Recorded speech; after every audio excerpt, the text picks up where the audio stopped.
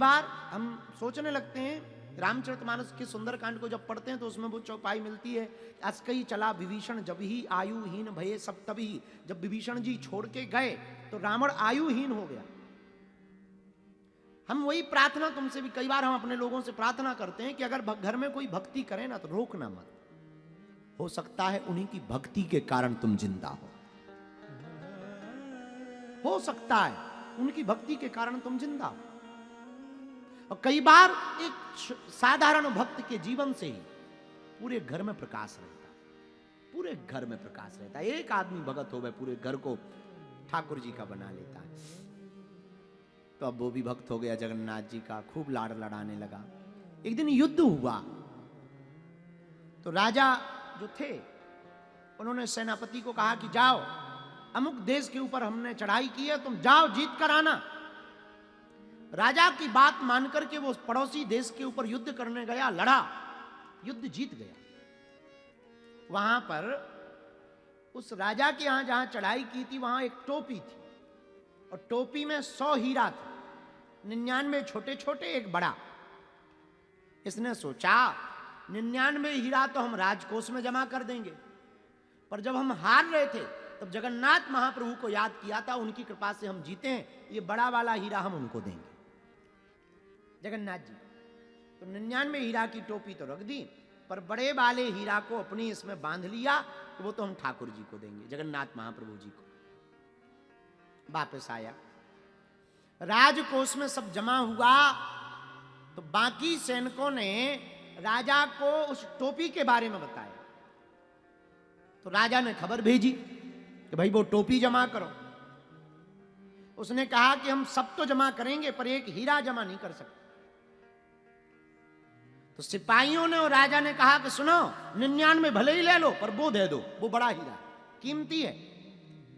इसने कहा कि हम जिन जगन्नाथ महाप्रभु की कृपा से युद्ध जीते हैं ये तो उन्हीं को चढ़ाएंगे।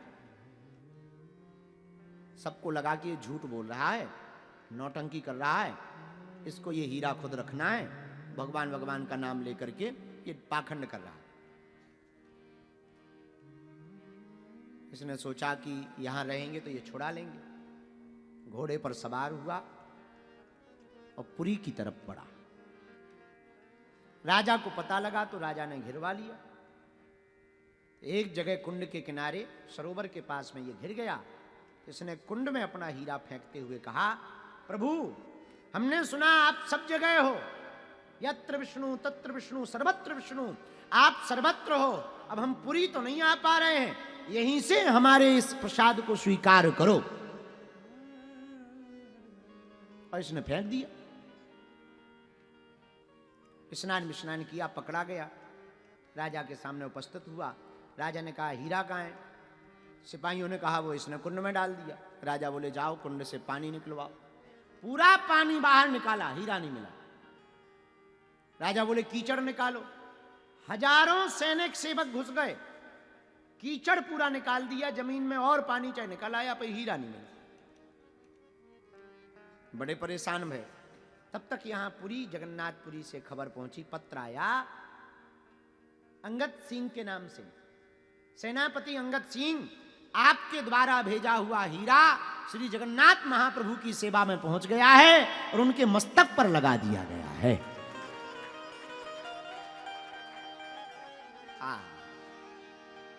राजा ने जब वो पत्र पढ़ा तो राजा स्वयं दर्शन करने आया और जब देखा अरे ये हीरा तो ठाकुर जी के यहां लगा हुआ है, और स्वयं सेनापति अंगद सिंह जी आए। जब पता लगा कि ठाकुर जी ने स्वीकार कर लिया, फिर लौट करके वो यहां से नहीं गए, यहीं ठहर गए। खूब राजा ने निवेदन किया, कई युद्ध राजा हार गए। वो जो राजा थे वो कई युद्ध हार गए, अंगद सिंह नहीं गए, सेनापति जी यहीं ठहर गए। कई दिनों बाद ब्राह्मणों को राजा ने भेजा कि तुम लेके ही आओ। ब्राह्मणों के बड़े भगत थे। सेनापति जी ने कहा हम नहीं जाएंगे।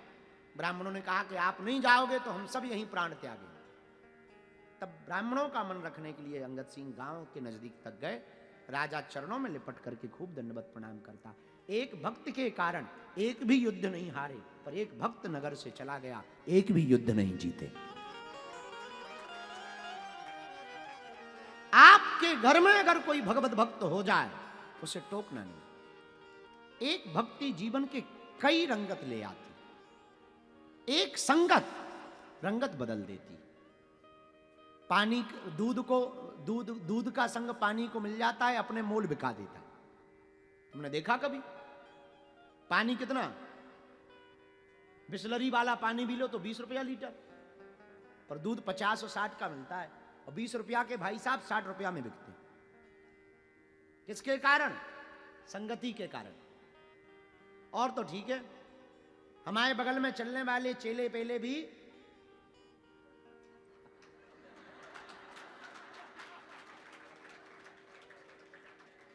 हाँ, और तो ठीक है, छोड़ो, कबू माला ना सटकाएं चेला। पर जहां भी हम कथा करने जावे, हम तो अंदर कमरा में रही, अपने बाबा जी मस्त राम मस्ती में विधे रही, कहीं कथा कर रहे। जो चेले होते हैं वो महाराज कथा करवाने, अरे महाराज टीका हो रहा, पटकी डाली जा रही, लिफाफा दे जा रहे, आहा देखो जलवा। और तो ठीक है, गुरु जी की कमी तो, अब हमारे तो सेवा में भगवान की बड़ी कृपा है, हम तो ठीक है, भगवान भोजन भजन बढ़िया हो जाता। चेलों में भी कमी ना होनी चाहिए।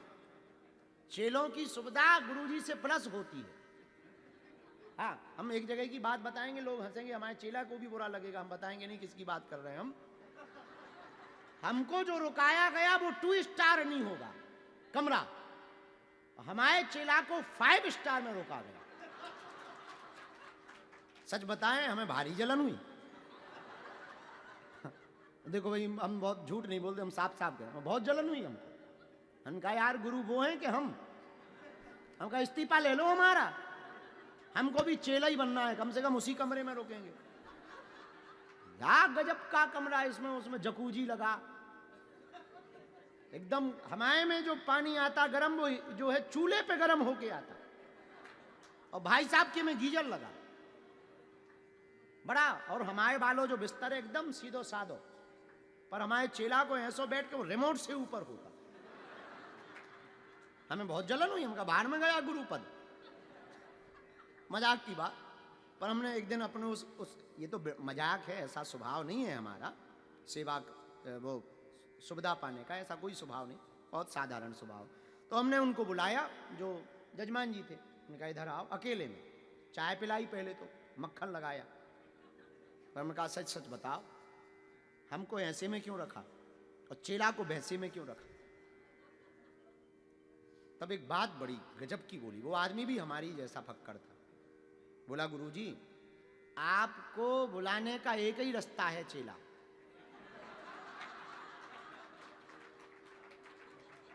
और अगर चेला की खुरक ना करें तो वो घुसन ना दे, और पतो नहीं आपके कान में का जाके कह दे कि ये निकम्मो का है, हमारी तो जिंदगी बर्बाद हो जाए।